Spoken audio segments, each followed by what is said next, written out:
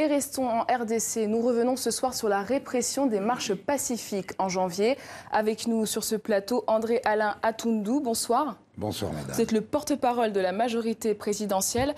Alors, le bilan humain des marches du 21 janvier reste contradictoire.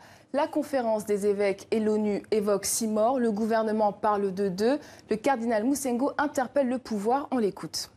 Comment peut-on tuer des hommes, des femmes, des enfants, des jeunes et vieux, scandant cantiques religieux, munis des Bibles, chapelets, crucifix? Que veut-on au juste? Le pouvoir pour le pouvoir. Est-ce que vous pouvez répondre à la question du cardinal Moussengo, évêque de Kinshasa? Comment peut-on avoir recours à des tirs à balles réelles pour réprimer des marches pacifiques? On n'a pas recouru à des tirs à balles réelles. Je crois que la question de la comptabilité macabre est peut-être l'objectif de ceux qui organisent. Mais la question fondamentale, c'est d'abord la confusion du rôle de la mission apostolique de l'Église, qui est quand même de prêcher la bonne nouvelle, d'inculquer dans la communauté congolaise les valeurs chrétiennes qui fondent les droits de l'homme. Ensuite, le rôle social de l'Église. Son rôle, c'est d'implanter les bonnes œuvres, les associations de bienfaisance, etc. Ce n'est en tout cas pas de déterminer le nombre de mandats, la durée de mandat, le calendrier électoral. Non. Là, il s'agit d'une confusion regrettable. Les relations entre l'Église et la République démocratique du Congo sont régies par l'accord cadre du 20 mai 2016.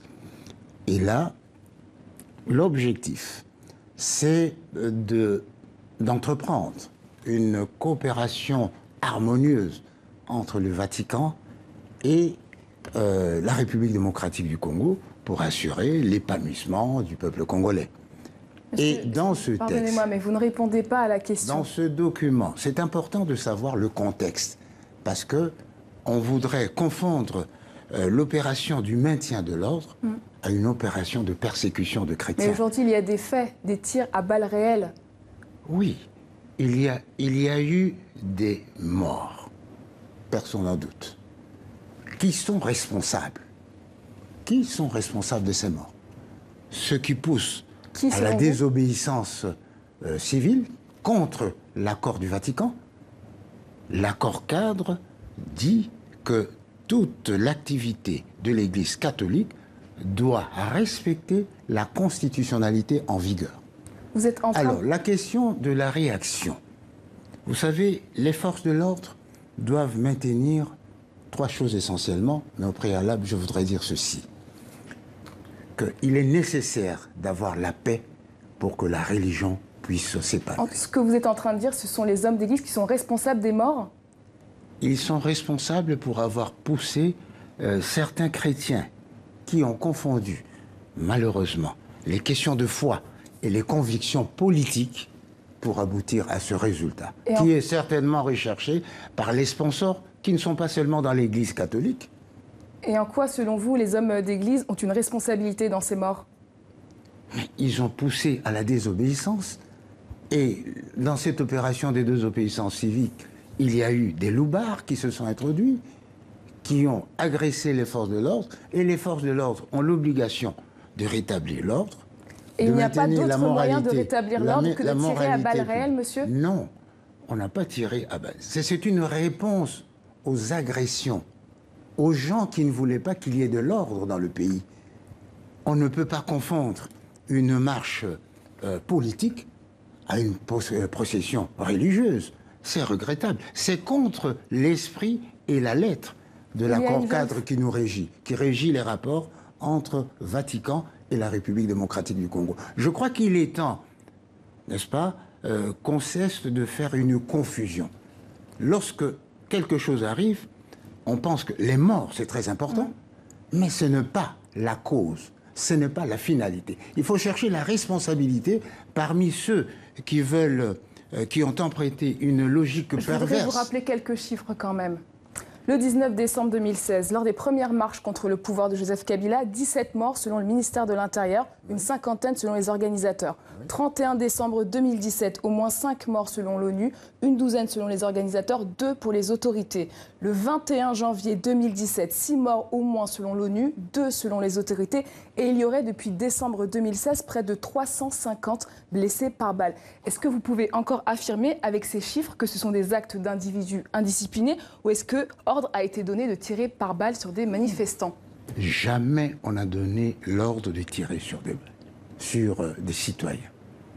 Si on est dans l'Église, la liberté est garantie, la liberté de culte, la liberté de religion, mais les activités de l'Église, selon l'accord entre le Vatican et la République démocratique du Congo, doivent se dérouler conformément à la constitutionnalité en vigueur. Il y a même l'article 8, je crois... Il nous reste une poignée de secondes. Je voudrais qu'on évoque maintenant les exécutions extrajudiciaires dans le pays. Selon la MONUSCO, en 2017, il y a eu une hausse de 146%, soit 1176 personnes tuées arbitrairement. Et ce n'est pas le tout, on écoute le porte-parole de la MONUSCO.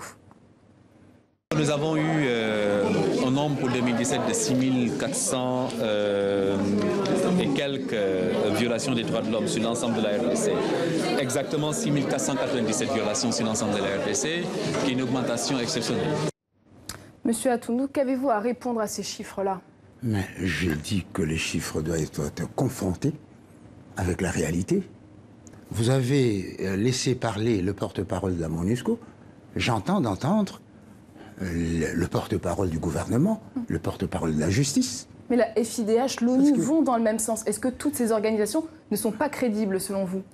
Mais pour que ces organisations, ces informations soient crédibles, elles doivent passer à l'épreuve des contradictions.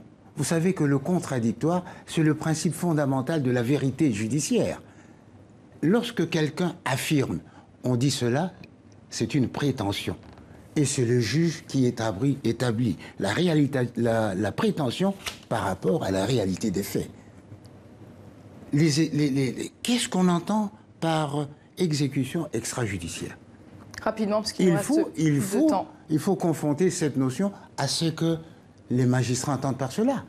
En tout cas, on l'aura compris, il faudra confronter les chiffres. Merci André Alain Atoundou, porte-parole de la majorité présidentielle, d'avoir répondu à nos questions. Je vous en prie.